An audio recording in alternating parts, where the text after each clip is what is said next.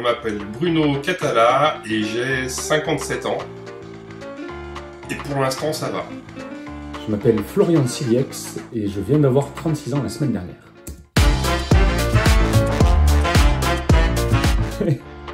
Comme vrai travail, je suis prof des écoles spécialisées en collège. Je travaille en secteur.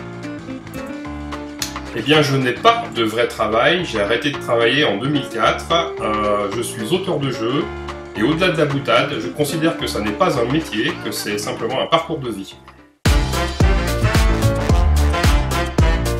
Eh bien, je fais du vélo, avec un maillot breton parce que je suis à moitié breton, et je joue de la guitare. Je m'occupe de mon bébé Robin, qui a un peu plus d'un an, et je fais du sport. Alors en fait, travailler avec Florian, c'est assez simple. On a très peu, on n'a voire même pas de divergence sur les directions à prendre. Et de toute façon, si jamais il y en avait une, mon papa est plus fort que le sien. C'est cool, c'est très efficace. On s'appelle, on discute, on teste et puis on recommence. Et à chaque fois, ça va très vite. Alors, je suis très mauvais en date.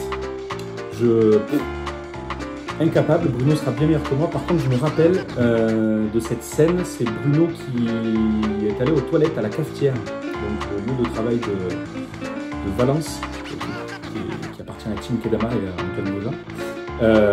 Il est allé aux toilettes et il est revenu, il dit c'est bon, j'ai une idée, on va mettre des rêves. Alors, pour autant que je me souvienne, parce que je suis vieux, la toute première discussion, elle date d'une visite que j'ai faite chez Bombix, il doit y avoir 1 an et demi au printemps à peu près, où justement c'est Erwan, donc l'éditeur, qui disait « Hey les gars, si jamais vous avez des idées, moi je suis intéressé de continuer dans cet univers ». Et du coup, nous c'était un univers qui nous plaisait, donc on y a réfléchi et c'est comme ça qu'on a commencé à avoir les premières idées. Alors, tout d'abord, pour prendre un maximum de pognon, hein, ça c'est clair. Et plus sérieusement, pour aussi répondre à une attente des joueurs, c'est-à-dire qu'un des reproches qui a été fait de façon récurrente par certains sur Imaginarium, c'était qu'on avait une thématique très forte basée autour d'une fabrique à fabriquer des rêves et que les rêves n'étaient pas mis en scène, et donc on s'est dit que effectivement ça vaudrait le coup de le faire au travers de cette extension. Parce que c'est cool, parce que le jeu a super bien marché, parce que les gens sont contents, parce qu'on a envie d'étendre l'univers. On a plein d'idées pour faire plein de choses parce que c'est un univers qui est vraiment génial. Et parce qu'on a tenu compte aussi de la remarque principale des gens qui était mais dans la machine des rêves, dans la manufacture des rêves, il n'y a pas de rêve. J'en ai deux. La première, c'est celle de la poule. Et la deuxième, c'est une illustration qui n'existe ni dans Imaginarium, ni dans cette extension, mais voilà, j'ai vu d'autres illustrations dans de futurs projets et j'ai une vision d'un plateau qui me plaît énormément. Mon illustration préférée dans Imaginarium Chimera, c'est celle-ci, c'est la fatigueuse. Elle est beaucoup trop stylée, elle fait peur.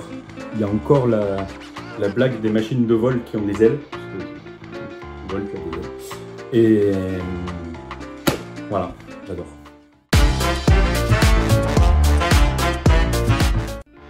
Absolument pas, aucune idée. Non, parce que en fait, je ne tiens pas de carnet de score sur les parties jouées, et de toute façon, seule la victoire est belle, et quand elle n'est que de un seul point, elle est encore plus belle. Alors mon conseil, c'est si vous jouez en équipe, il faut vraiment bien discuter, c'est essentiel, et vous allez voir que ça change complètement le jeu. Très simple. Il faut aller au bout de ses rêves. Oui, tout à fait. Oui, beaucoup. En fait, je passe vraiment beaucoup de temps à jouer à mes propres jeux et je pense que de façon générale, test ou pas test, 90% de mon temps de jeu est sur des jeux de mon cru.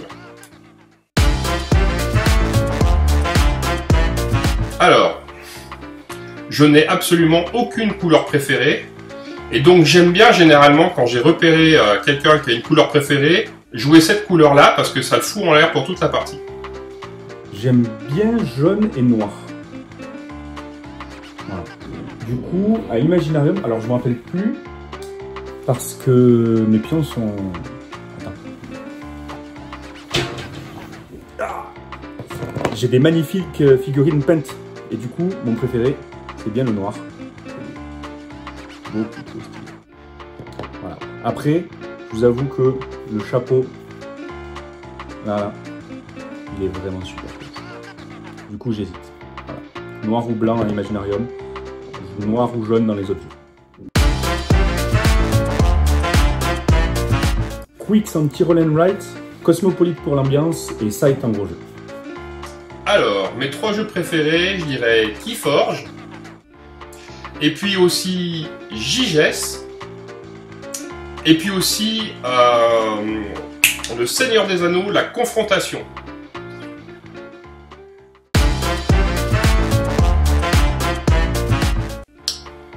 C'est un peu difficile comme question parce que chacun ses idées, à chacun ses envies, et puis c'est un peu prétentieux de dire que voilà. Mais voilà, inventer un jeu aussi pur que l'Othello par exemple, ça m'aurait beaucoup plu. Seven Wonders.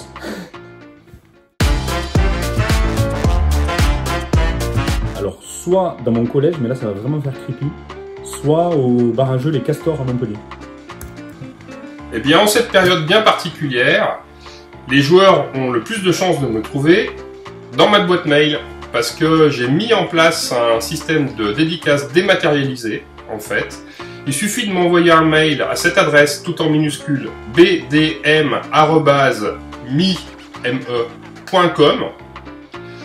Et du coup, en me demandant une petite dédicace, et du coup, je le ferai, ils recevront une image en JPEG qu'ils pourront imprimer et découper, coller dans la boîte de leur choix.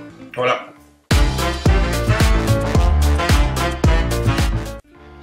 À bientôt vers de nouvelles aventures. D'ailleurs, on a un autre projet dans l'univers d'Imaginarium sur lequel on a encore 2-3 petites bricoles.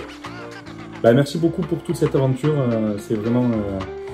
une chouette idée que j'aurais jamais imaginariumé, mais c'est cool et c'est vraiment chouette que ça continue et que ça continue encore.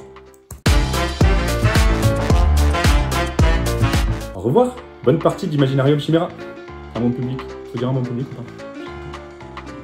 Bonne partie d'Imaginarium Chimera. Au revoir.